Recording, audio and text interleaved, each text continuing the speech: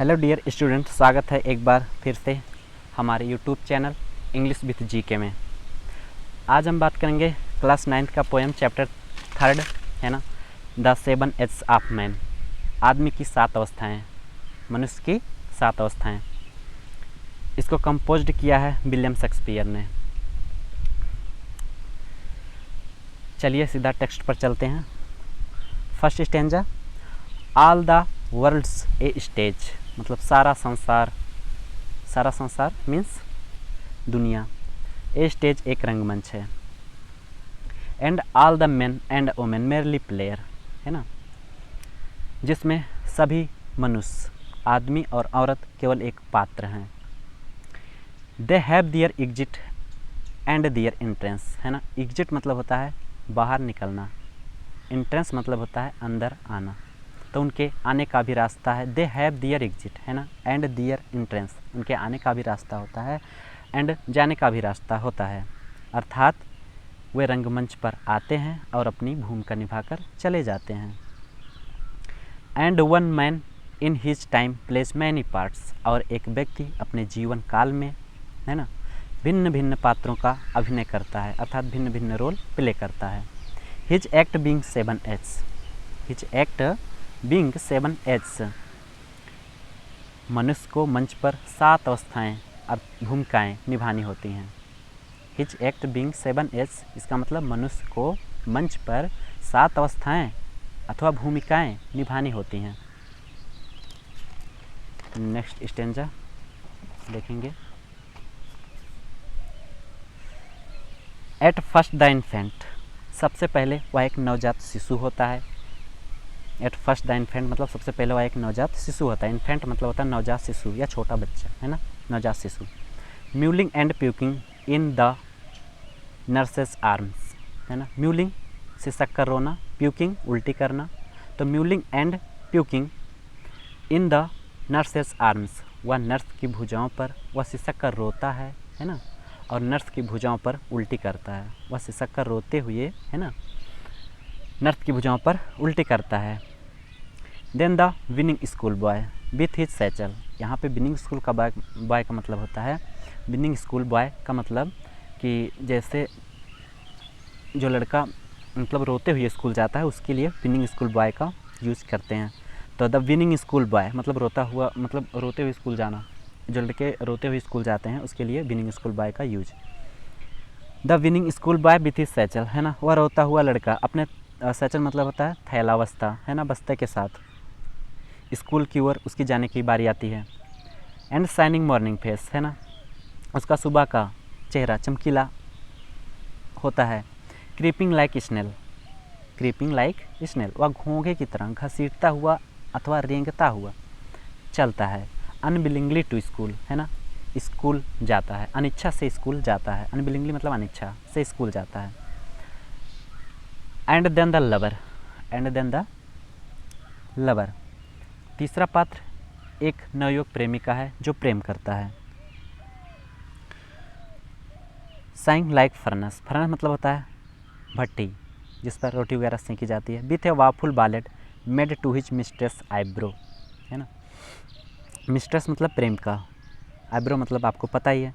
तो यहाँ से अर्थ देखेंगे, with a woeful ballad made to his mistress eyebrow, है ना, वह अपने प्रेमिका के लिए दिल को छू जाने वाली, है ना, लव सॉन्ग गाता है, मतलब उसकी तारीफ़ में वो सॉन्ग गाता है, उसकी तारीफ़ करता है और सॉन्ग गाता है।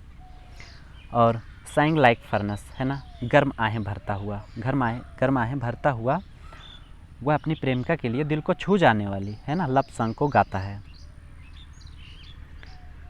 नेक्स्ट स्टेंजा थर्ड वाला। देन ए सोल्डर, देन ए सोल्डर, चौथी अवस्था में वह एक सैनिक का पात्र निभाता है, सैनिक का रोल प्ले करता है ना। फुल ऑफ स्ट्रेंज ओथ, जिसमें वो बहुत सारी कस्में खाता है, भिन्न भिन्न कस्में खाता है, शपथ लेता है, सदैव अपने देश के लिए अपने प्राणों का बलिदान देने के लिए तैयार रहता है, ऐसी कस्में खाता है ना। And beard like the PERT, bearded मतलब होता है and bearded like the PERT, beard का मतलब होता है चेहरे पर बाल आना, चेहरे पर बाल आना। तो उसके चेहरे पर बाल आ जाते हैं। लाइक द पार्ड, पार्ड मीन्स तेंदुआ, तेंदुआ की तरह बाल आ जाते हैं। जीलस इन ऑनर, है ना। वह सम्मान के लिए जलता है, ईर्ष्या करता है ना। जीलस इन ऑनर, और मतलब सम्मान, जीलस ईर्ष्या करना, है ना। वह सम्मान के लिए ईर्ष्या करता है। सडन, बहुत जल्द ही। एंड क्विक इन क्वेरल, है ना। झगड़ा लड़ाई के लिए वह तैयार हो जाता है, तैयार रहता है। Seeking the bubble reputation, bubble means आपने झाग देखा होगा, उसमें बुलबुले होते हैं क्षणिक मात्र के लिए, टच करो फूट जाते हैं, है ना। तो ऐसे ही तो seeking the bubble reputation, reputation मतलब मान सम्मान, सीकिंग मतलब तलाश करता है ना। तो बुलबुले जैसा, है ना, वह मान सम्मान तलाश करता है। वह बुलबुले जैसे मान सम्मान, वह बुलबुला जैसा मान सम्मान तलाश करता रहता है। Even the cannon's mouth, even in the cannon's mouth, यदि इसके लिए उसको तोप के सामने ही क्यों ना खड़ा कर दिया जाए, ठीक है, वह तोप के मुंह के सामने खड़ा होने के लिए तैयार रहता है। नेक्स्ट स्टेंजा देखेंगे। And then the justice, and then the justice, अगले पात्र में वह एक न्यायाधीश का रोल प्ले करता है ना, न्यायाधीश का रोल प्ले करता है। इन फेयर राउंड बेली, इन फेयर राउंड बेली, उसके पेट गोल मटोल होते हैं। बेली, राउंड बेली मतलब गोल मटोल, और गोल मटोल पेट। विथ गुड़ केपान लाइनर, यहाँ केपान का मतलब मुर्गा, मुर्गा का मांस खा खा कर उसके जो पेट हैं वो गोल मटोल हो जाते हैं, है ना। वो खाता पीता लगता है। विथ आइज सीबर, और उसकी आँखें बहुत ही, है ना, पैनी दृष्टि वाली होती हैं, गंभीर होती हैं। सिर मतलब गंभीर भी होता है, पैनी दृष्टि भी होती है। And beard of formal cut, formal means औपचारिक, है ना, कट मतलब कटाता है। And beard of formal cut, और उसकी दाढ़ी, है ना, उसके लेवल के हिसाब से औपचारिक रूप से रहती है, वो कटाता है। Full of wise saws, full of wise saws, वह बुद्धिमानी से भरी हुई कहावतें बोलता है, कहावतें कहता है। वह बुद्धिमानी से भरी हुई कहावतें कहता है, बुद्धिमानी वाली कहावतें कहता है। एंड मॉडर्न इंस्टेंसेस, और आधुनिक उदाहरण देकर समझाता है दूसरों को, है ना, और दूसरों को आधुनिक उदाहरण देकर समझाता है। इंस्टेंसेस मतलब उदाहरण, मॉडर्न मतलब आधुनिक। And so he plays his part, so he plays his part, तो यहाँ पे फुल ऑफ वाइज स्वाज, इसका मतलब कि बुद्धिमानी वाली, है ना, कहावतें कहता है, कहावतें बताता है दूसरों को। एंड मॉडर्न इंस्टेंसेस, और उदाहरण देकर समझाता है। तो इसका कहने का मतलब है वह क्या करता है, हमेशा दूसरों को शिक्षा देता है और अपनी बुद्धिमत्ता का प्रदर्शन करता है। And so he plays his part, है ना, और इस प्रकार से वह अपना यह रोल भी प्ले करता है। नेक्स्ट स्टेंजा, फिफ्थ वाला देखेंगे। द सिक्स्थ एज शिफ्ट, है ना, छठी अवस्था में, छठी अवस्था में क्या होता है देखिए। इनटू द लीन, है ना, वह व्यक्ति, ये मनुष्य दुर्बल हो जाता है। लीन, लीन मतलब दुबला पतला, है ना, हो जाना। एंड स्लीपर्ड, और वह हल्के जूते पहनता है। स्लीपर्ड के यहाँ पे मतलब हल्का जूता, मतलब ज़्यादा वजन का नहीं।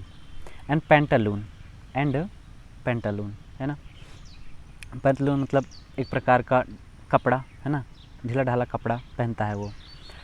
विथ स्पिक्ट मतलब ढीला ढाला कपड़ा पहनता है, अर्थात वो कॉमेडियन कैरेक्टर में मतलब आ जाता है, ऐसे मतलब वो प्रतीत होता है। Into the lean and slippered pantaloon, है ना, वह दुबला पतला हो जाता है, हल्के जूते पहनता है, और पेंटालून, है ना, पेंटालून पहनता है। विथ स्पेक्टिकल्स ऑन नोज, और उसके नोज पर, नाक पर, है ना, चश्मा होती है ना। एंड पाउच ऑन साइड, और पाउच मतलब यहाँ पे थैला, तो उसके जो साइड में त्वचा होती है वो लटकी सी होती है। एंड पाउच ऑन साइड, है ना, उसकी त्वचा जो होती है लटकी हुई होती है, जिससे कि वह अपना चश्मा नोज के थोड़ा नीचे रखता है। इसलिए क्योंकि जब वह यंग था तो वो चश्मा फिट आता था, दूसरा कोई चश्मा फिट आता था, है ना, या वही चश्मा फिट आता था। अब वह बुढ़ा हो चुका है तो त्वचा लटक चुकी है ना, तो वो चश्मा नोज के नीचे पहनता है। आगे, हिज यूथफुल होश वेल शेप्ड, है ना, वह जो जवानी के दिनों में, वह जो जब वो यंग था, जब वो कपड़ा पहनता था, है ना, होश मतलब पैजामा, वो जो पैजामा था यंग के दिनों में वेल शेप्ड, जो अच्छे प्रकार से फिट हो जाता था। ए वर्ल्ड टू वाइड, अब वही पैजामा, वही कपड़े, है ना, उसको ढीले ढाले लगते हैं, ढीले ढाले हो गए हैं। For his shrunk sunk, shrunk मतलब होता है सिकुड़ी हुई, संक मतलब टांगे, तो उसकी टांगें सिकुड़ी हुई है ना, हो गई हैं, उसकी टांगें दुबली पतली या सिकुड़ी हुई हो गई हैं। And his big manly voice, है ना, और जो उसका आवाज़ था पहले, है ना, तेज़ आवाज़ था, है ना, तेज़ आवाज़ था, अब वो क्या हो गया है, turning again towards childish treble pipes, है ना, वह अब बदल चुका है किसमें, चाइल्डिश ट्रेबल पाइप्स, है ना, वह बच्चों जैसी आवाज़ में बदल गई है। ट्रेबल का मतलब होता है तेज़ आवाज़, जो बच्चे होते हैं ना वो तेज़ आवाज़ करते हैं तो उनको लगता है कि वो बहुत तेज़ आवाज़ कर रहे हैं, पर हम लोग को मतलब स्लो सुनाई देता है, तो उसी प्रकार से, है ना, उनको लगता है तेज़ बोल रहे हैं पर वो ज़्यादा तेज़ होती नहीं है।